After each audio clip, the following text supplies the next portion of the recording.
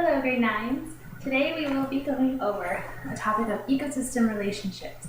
So we're going to be looking at different biotic interactions that happen mainly between animals in ecosystems.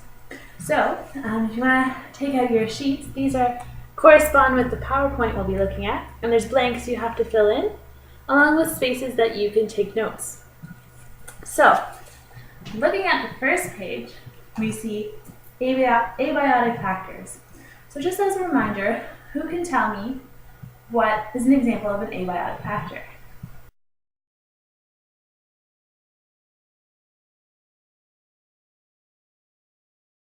So, abiotic factors, examples such as temperature, sunlight, even salinity in the water, those are all great examples of abiotic factors, which are the non-living components of ecosystems. So if we know abiotic means non-living, then biotic must mean the living factors. So what are some examples of that? Anything like animals, plants, even fungi, or little bacteria, those count as biotic factors. So there are 5 main interactions that happen between biotic factors. So we're going to be looking in depth at each of those.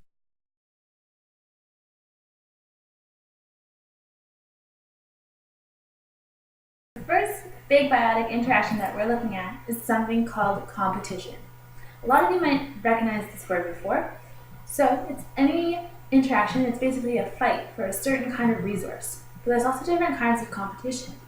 You can have trees competing for sunlight.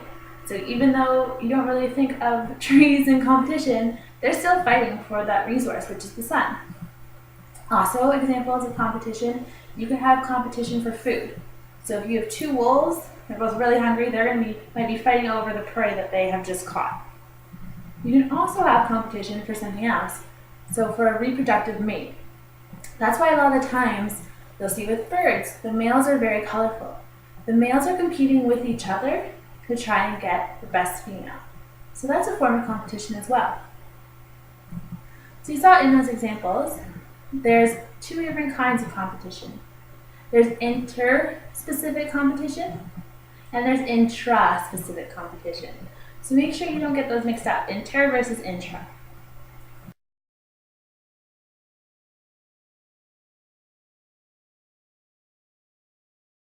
So inter-specific competition is when there's competition between animals of different species. So this might happen generally over fighting for food. So if you have on this African savanna, you have your lions and your hyenas, and they are both carnivores and they're both going to be fighting for food. Oftentimes, hyenas will come in and try and steal the food that has just been caught by the lioness. So this is an example of interspecific. And then you have intraspecific. This is between 2 individuals of the same species. So like the bird example I gave, if you look at male peacocks, you see their brilliant big feathers. Those are all examples of intraspecific because it's different male peacocks of the same species competing for a female mate.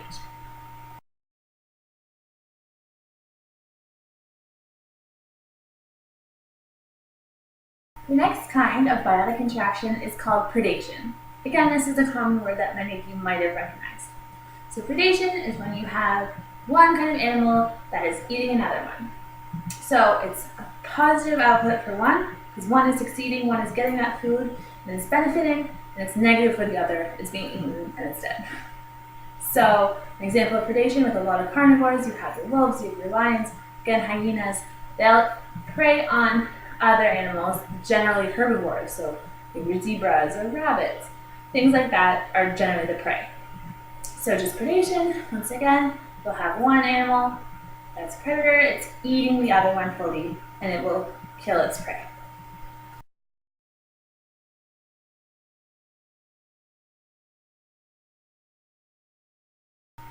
There's another kind of biotic interaction with a word you may not be so familiar with. It's something called mutualism. Now mutualism is a more positive interaction than predation or competition. In mutualism, both of these organisms are benefiting.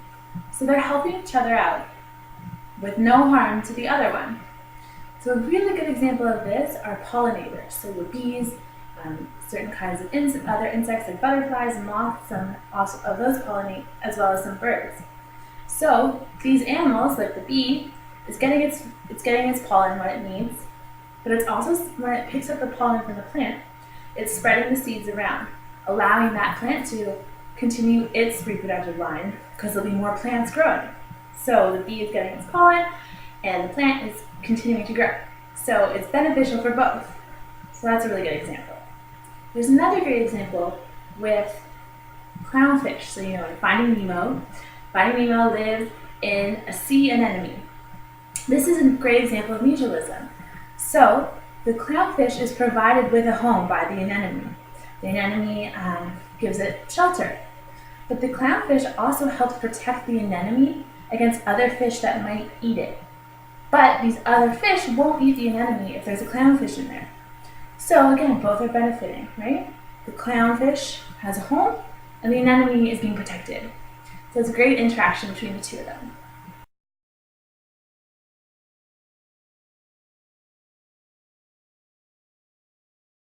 The fourth biotic factor we're looking at is something called commensalism. So, whereas mutualism, both of these organisms were benefiting, in commensalism, one of them is benefiting and the other one is not affected at all, not positively nor negatively. It's just kind of there. So an example of this is with humpback whales and barnacles. So you might have heard of barnacles before. They're these little invertebrates, and a lot of the times they'll stick on things like either the bottom of the ocean, or they'll also stick on the bottom of boats a lot. But they can also stick and live on whales. So the whale is providing these barnacles with a home. However, these barnacles are not affecting the whale in any way. They're just kind of there, and it doesn't bother the whale at all. It doesn't help the whale either, but the barnacles are benefiting, the whale is not affected. So that's an example of commensalism.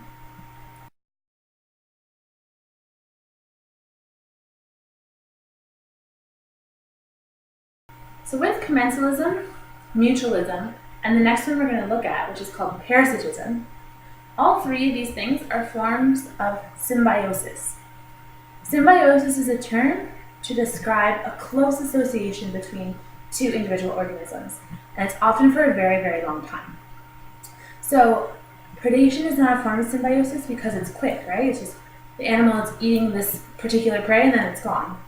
So symbiosis is more long-term, and it's a very close association.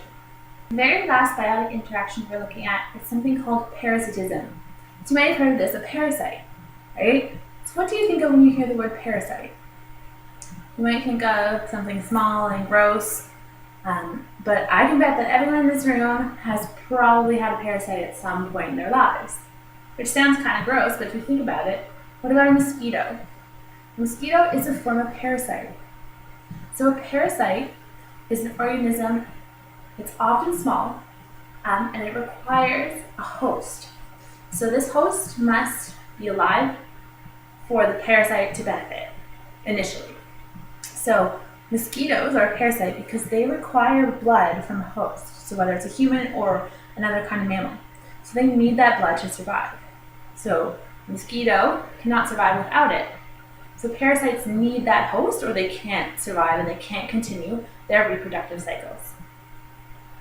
Another example of a parasite that you may have heard of is something called a tapeworm. They're really gross, long, white, thin worms. So they live inside the digestive system of mammals. So people can get tapeworms. So they'll actually grow and develop inside a person, and it's pretty gross. But they couldn't grow if there was no person, so they require that host once again. So there's a big difference between predation and parasitism. With predation, the predator almost always kills the prey. So one person is benefiting and one is negative. With parasitism, it's also one is positive, one is benefiting, and one is negative. But often the parasite does not kill the host, or doesn't want to kill the host, especially not right away. They get really complicated and exciting, but just so you know, it has to have that host that's alive initially, and that's what the parasite needs.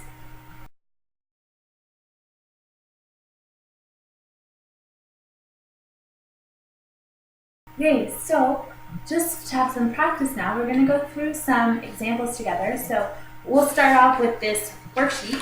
You guys will finish off the rest of it by yourselves, but we can do a few examples just to make sure you understand what the 5 biotic interactions are.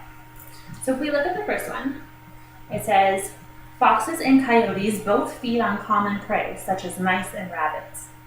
So, though you have some, it says the word prey, so you would think of predation, but it mentions foxes and coyotes both prey on the same thing. So, this is an example again of competition. You have your foxes, you have your coyotes, so it's interspecific, because they're 2 different species, and they're both competing to get that prey. They need that food. Okay? So that's another great example. The next one, Spanish moss lives on certain tree species. And that's all it says. It doesn't say that moss is harming the tree in any way. Just the tree is giving that home, that place for the moss to grow. So, what it's called when one thing is benefiting, in this case it's the moss that's benefiting, the tree is not affected in any way. So this is a great example of commensalism. Okay, we'll do one more.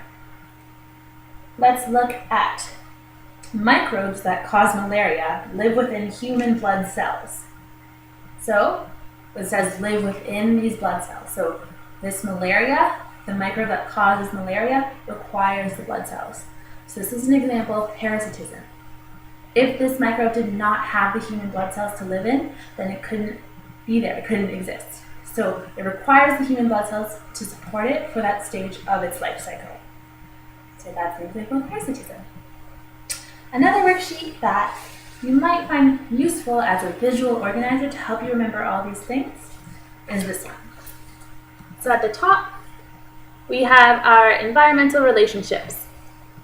You have your abiotic factors and your biotic factors.